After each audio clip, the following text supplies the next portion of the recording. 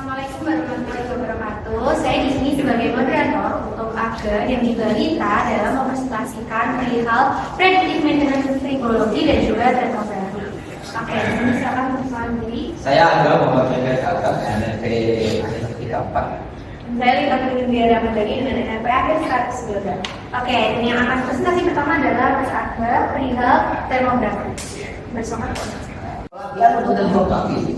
Pentingnya pelatihan, pastikan yang berbasis data akurat dan aman. Topik pelatihan yang diperlukan pertama adalah teori dasar pemakaian dan penggunaan panas. Yang kedua adalah pengoperasian dan kalibrasi peralatan termografi. Yang ketiga ada identifikasi pola tembak, sopot dan pelaporan. Sertifikasi standar industri nomor 1, 2, dan 3 untuk kompetensi. Tantangan tanpa pelatihan, soal implementasi data dapat menyebabkan kesalahan perbaikan.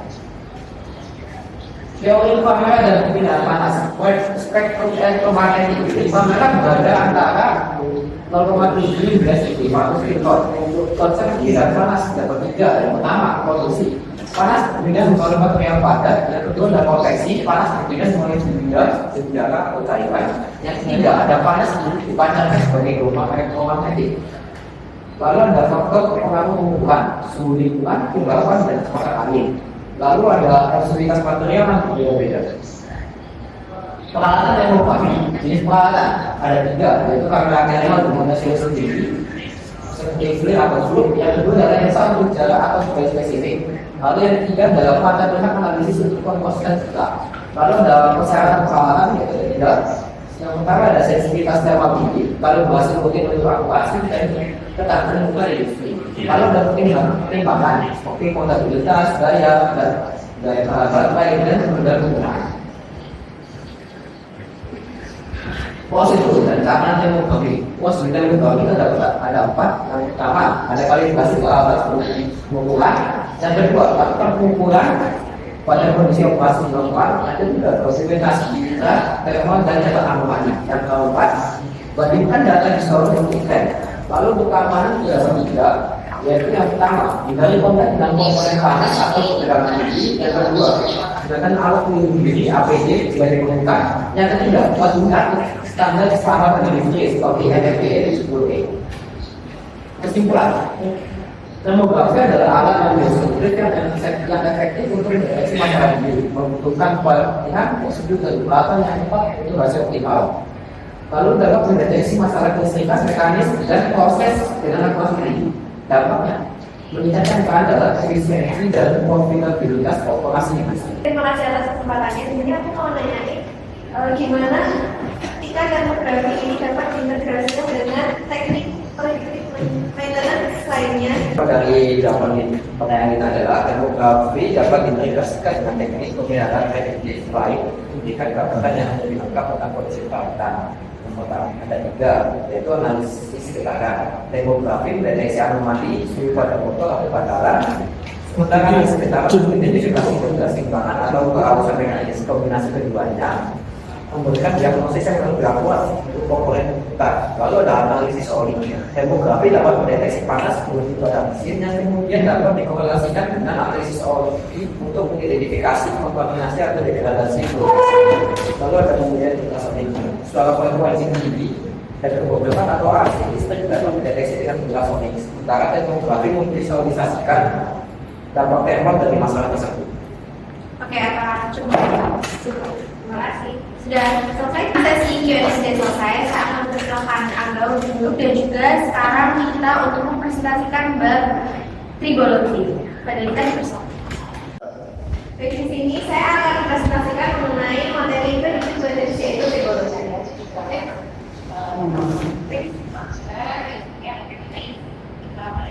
Nah, tribologi sendiri adalah ilmu yang mempelajari desain dan dinamika tentang permasalahan generator pada mesin untuk mendukung predictive maintenance. Nah, tribologi teknik di sini ada empat, yaitu looking oil analysis, spectrographic analysis, spectrography, dan bed particle analysis. Nah, analisis oli merupakan teknik predictive maintenance yang memeriksa kualitas oli pada peralatan mekanis dan elektrik dengan mengukur estetik serta pelaksanaan seperti logam sejarah. Analisis oli dan spektrometer sendiri membuktikan kejadwalan berdasarkan kondisi aqua oli supaya mengurangi frekuensi belanja oli dan dapat menekan biaya pengadaan. Kemudian ada manfaat analisis berkala, yaitu untuk mendeteksi pola keausan komponen mesin dan memberikan indikasi awal potensi kegagalan serta memungkinkan tindakan kegagalan tersebut berusaha terjadi dan memperpanjang mesin. Kemudian ada oil analysis test. Analisis oil perumahan merupakan predictive maintenance yang menganalisis kualitas oli dengan umur adiksi dan kontaminan seperti logam baja. Yang teknik ini penting untuk memantau kondisi oli dan mendeteksi tanda-tanda awal kerusakan mesin. Dan di sini ada sampel seperti viscosity, contamination, diffusion, soil content, corrosion, oxidation, nitration, fat, NPN, dan juga partikel serta spectra analysis. Kemudian apa sih Green Particle Analysis itu? Green Particle Analysis adalah teknik yang digunakan untuk mengetahui kondisi keausan pada mesin dengan cara menganalisis partikel kecil yang terbawa oleh oil perumahan. Jadi kita itu bisa dapat melihat partikel kecil yang ikut dalam oli. Lalu dari situ kita bisa mengetahui apakah mesin itu masih sehat atau sudah mulai aus. Mengapa hal ini penting? Karena partikel-partikel ini memberikan tanda awal jika ada bagian mesin yang rusak. Lalu sebelum mesin benar-benar rusak total, hal ini sangat berguna untuk mencegah kerusakan. Bagaimana caranya? Yaitu dengan pemantauan rutin dan juga analisis udara. Di sini merupakan tabel mengenai jenis-jenis keausan berdasarkan partikel. Yang pertama ada liquid, penyebabnya adalah resiko normal antara permukaan mesin dan ciri-ciri partikel berukuran kecil, umumnya kurang dari 15 mikron dan berbentuk halus. Kemudian ada cutting penyebabnya yaitu terjadi saat permukaan keras menggores atau memotong permukaan yang tunnah. Ciri-ciri partikelnya yaitu berbentuk panjang dan tipis seperti serpihan logam. Kemudian ada rolling penyebabnya yaitu keausan akibat beban pengulang pada bantalan atau permukaan bergulir. Ciri-ciri partikelnya yaitu berbentuk stroke dan bulat kecil atau lapisan lapisan tipis. Kemudian ada combine rolling dan sliding. Penyebabnya yaitu tekanan tinggi di permukaan pada gigi dan pemberian atau pemesesan bulu. Ciri-ciri partikelnya yaitu partikel besar serta bentuknya tidak beraturan. Yang terakhir ada severe sliding. Penyebabnya yaitu keausan berat akibat beban atau temperatur tinggi yang merusak permukaan logam. Dan ciri-ciri partikelnya yaitu berat besar dan juga jumlahnya.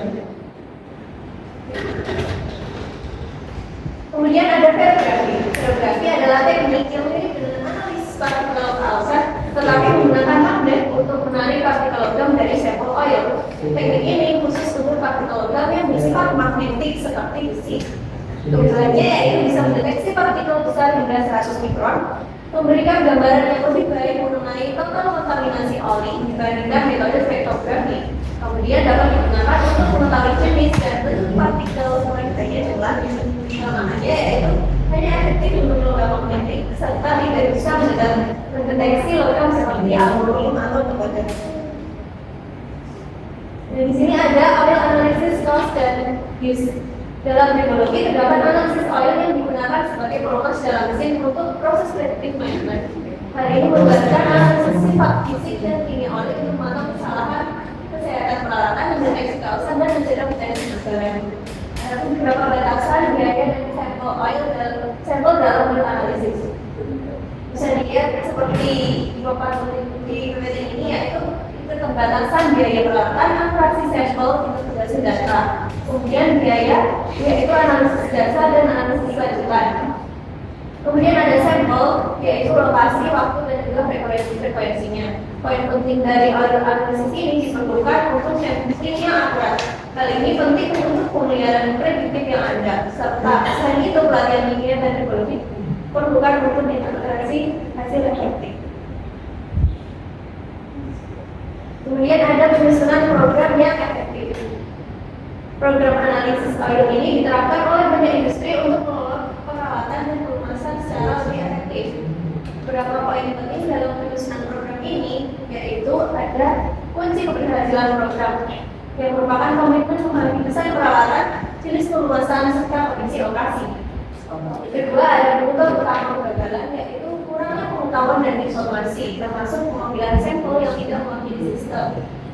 Kemudian ada analisis gratis atau sering tidak nyata, yaitu hasil dari produksi peralatan atau pengemasan yang dimanfaatkan untuk pemeliharaan atau evaluasi produksi peralatan.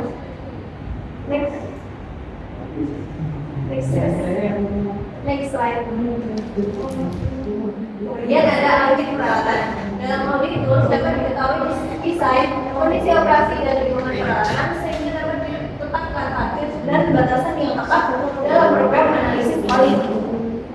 Nah, audit itu stepnya yaitu yang pertama adalah menentukan peralatan yang kritis, identifikasi komponen dan sistem, mengamati jika ada modifikasi pada peralatan, menggunakan parameter operasi yang sesuai, melakukan visual inspection, amati kondisi lingkungan, periksa riwayat pengamatan, kemudian menentukan lokasi pengambilan sampel oli, menggunakan sampel oli baru untuk baseline, analisis cooling air jika ada, dan menetapkan target dan anggaran berdasarkan standar industri. Kemudian pada memberikan audit proses, yaitu hal yang penting untuk diperhatikan adalah pentingnya pelumasan yang sesuai, jejak dan dokumentasi pelumas, persyaratan pelumas, evaluasi pemasok pelumas, penyimpanan oli, penanganan dan pengeluaran, serta pengelolaan limbah oli.